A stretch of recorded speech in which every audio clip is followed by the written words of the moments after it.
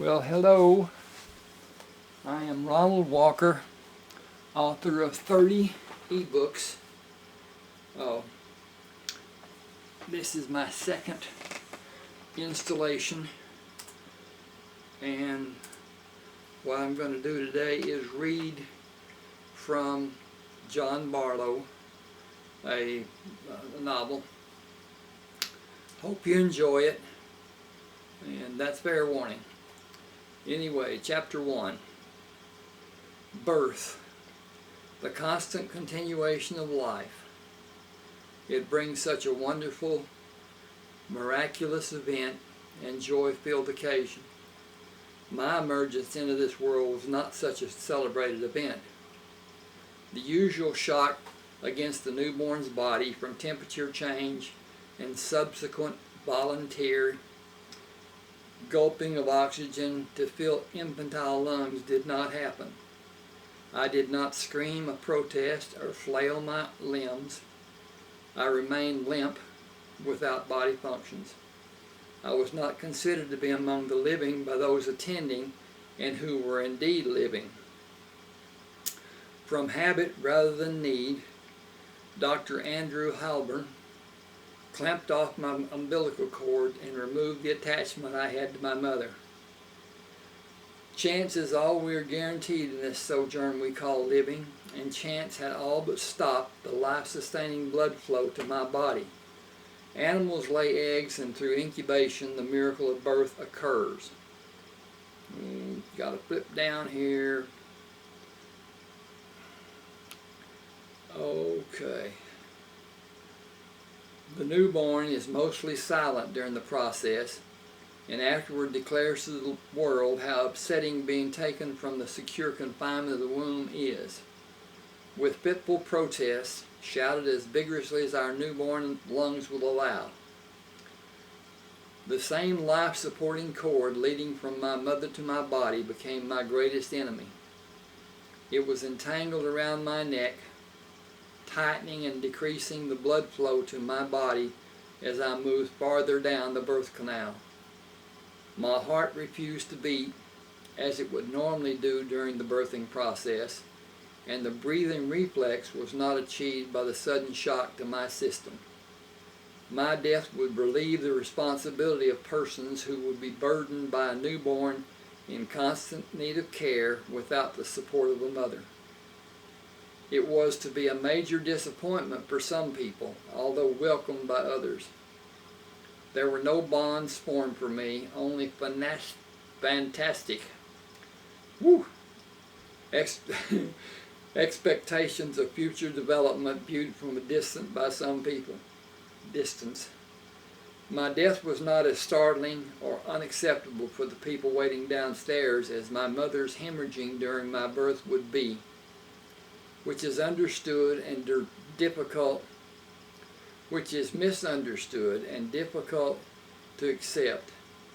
People generally believe it cannot happen with a physician in attendance to prevent it. Medical professionals are fully aware that internal bleeding is often not detected until time for deterrence and needed action is a thing of the past. Such was the case for my mother. A few minutes after my limp form was released from the secure confinements of her body, she ceased to live. My mother's young friend, Clarissa, was assisting Dr. Halburn in the upstairs room of the brothel, where my extraction and demise both occurred. After Dr. Halburn assessed my living condition as terminated, Clarissa asked what he would do to start my bodily functions to cause desired forgiveness. Wow. When he conveyed his opinion that I was forever deceased, she interceded. What will start his heart beating? Dr. Halburn shook his head. He is lifeless and will remain so. I don't know how long the blood has been shut off from his body. It may have occurred during the delivery, or it may have been sometime before the delivery began. The delay of his breathing and the blood coursing through his body is questionable because he was not discolored. Even now his skin tone is pinkish, but his life functions were terminated from lack of blood to bring him oxygen. I cannot make a judgment except to say he is without life." Clarissa spoke in a tone that chilled the good doctor. He is still pink as he should be at this point in his existence. Dr. Halburn was frustrated with her insistence. He has no existence. I was able to move the cord over his head and away from the restrictions on his neck. It had no beneficial effect. Clarissa ignored him. "Do anything that needs to be done and start his life functions now. His father is downstairs in that group of men. No one knows who the real father is, and all will claim him in secret inside the confines of this house. They are gathered here and waiting for their child. You saw those men. They are many of the strongest leaders in this city and the most powerful men in this state. I will take their son to them in a short time. Bring him back to life. Start his life again and do it now if you care about your own life and mine. To walk out on the balcony and say both mother and child are dead is not going to be my lot in this life. I will not be treated as badly as you, but I'll not bet a plug nickel on either of us seeing another sunrise unless I hold a living, breathing son for them to see and to celebrate his living for all of them and for his mother." Dr. Halburn wrung his hands. "I don't know what to do. I don't know if his heart will even respond. He needs electrical stimulation to make it active. Then do it." "Oh," he protested, "I don't have anything to cause the shock that is needed. I don't know if it will even work should something be rigged to cause the shock that his heart needs, and how should it be regulated? He is only a tiny baby. A standard electrical charge will burn flesh. I have no way to help him or myself."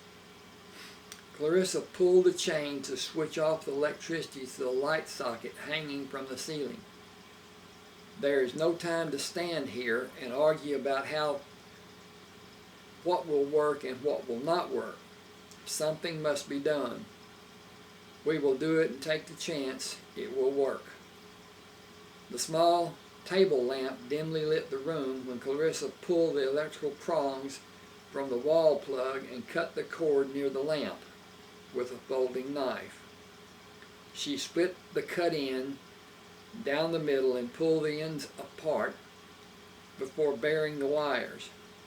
She pushed the two prongs opposite the split end into the parallel electrical slots in the plug-in, which had the dual role of allowing the flow of electricity through the plug-in receptacle above the light bulb socket hanging from the ceiling. Tape the wire over his heart on his chest and over his heart on his back. I will hold them and slow the current. Turn the light off and I will pull the chain to allow the use of the switch on the wall to turn the electricity on and off and shock him. Do it fast for both him and for me. His body is small and does not need more than a slight jolt." He taped the bare wires into place and moved to the light switch in the wall. "This is going to knock the hell out of both of you." She checked the connection of the metal prongs she previously inserted in the plug-in on the light socket and pulled me up to place the palm of her hand under my body and laid me back on the bed.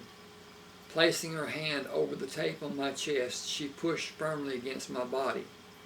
"Use the palm of your hand on the switch instead of your fingers, up and down.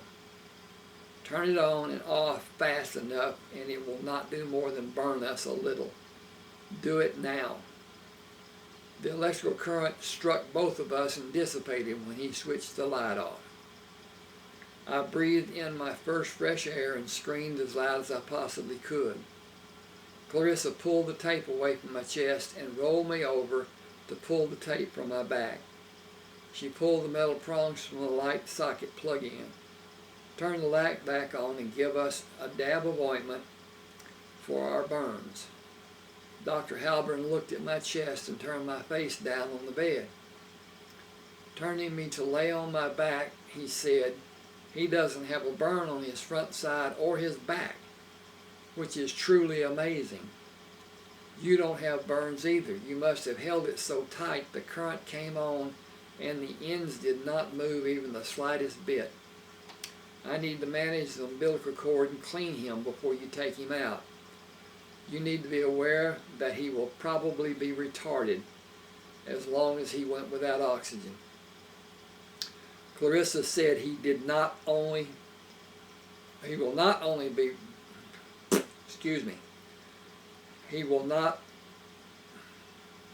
only not be retarded, we got to fix that.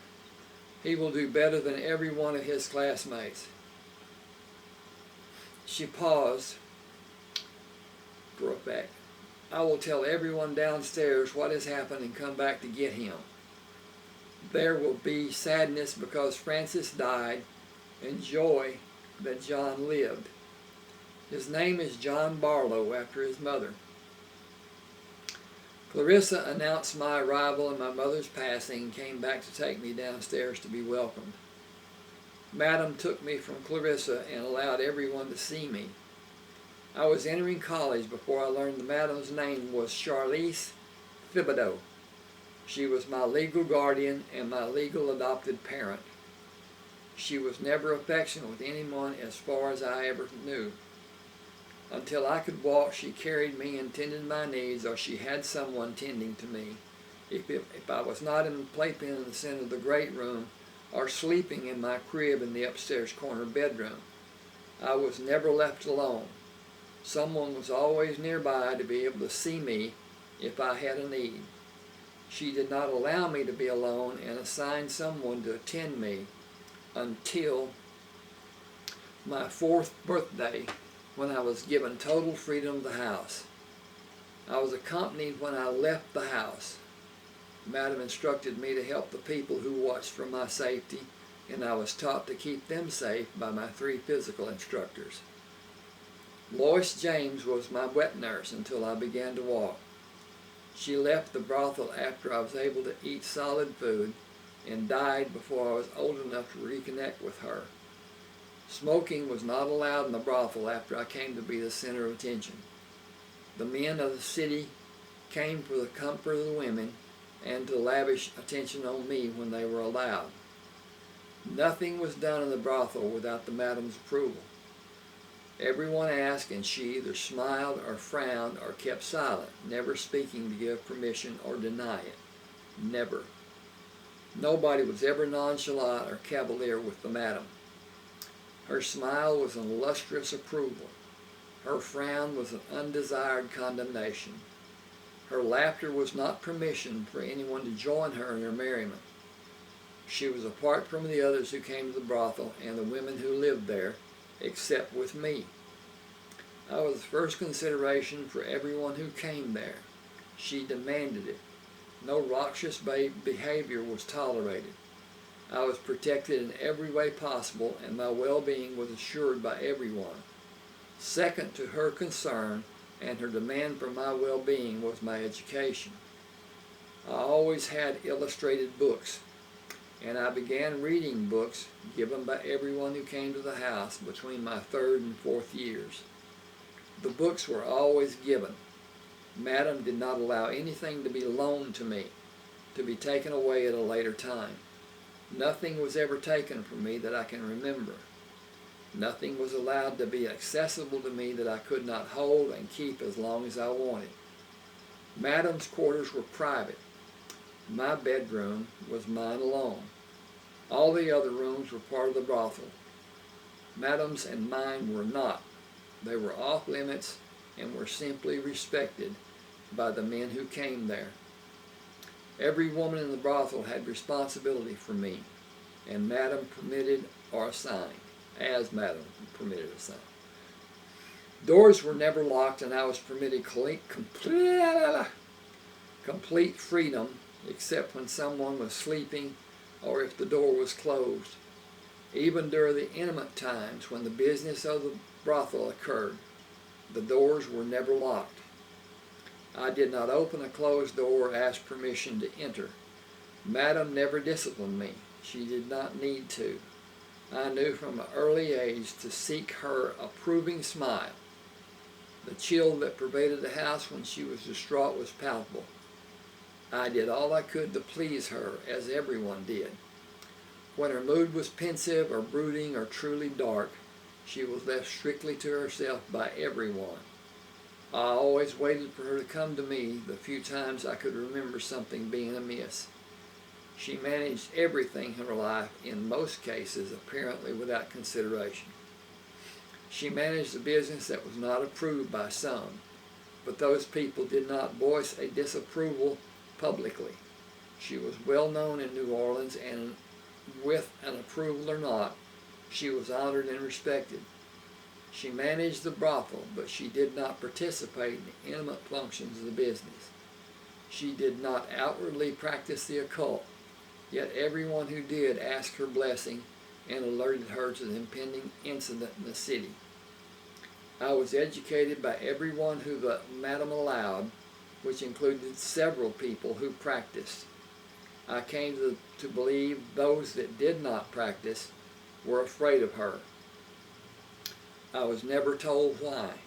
It was simply not a matter for discussion. Everything else was openly mine to be acknowledged and answered when I asked. Segregation was strict during my childhood days, but people of all walks of life came to her small office on the porch of the house. They would knock and wait for her to come outside for their meeting. Money often changed hands, and I knew she kept money in the office. But as with every other door, the office was never locked. There was never a problem. It was not allowed, as she owned the properties in a 6-block area in every direction around the brothel, and her tenants made certain there was never a problem. My life and my security was enhanced by the madam's protection of me and those people who were with me, and by the prominent people who were known by her. I believe I could not be held accountable for anything I did short of a major crime. I never tested that theory out of respect for everybody who favored me. The men who came to the brothel were known to be strictly ignored by the neighbors. In my younger life, I believe there were other reasons the privacy of the patrons was held so strictly. As my knowledge of the practice grew, I came to know there were other reasons. Many of the men who came to the house practiced and gave support to those who were known to be strong in the practice. Judicious silence rewarded with good health, and at times actually help in some form when it was needed. Everyone concerned remained healthy and happy.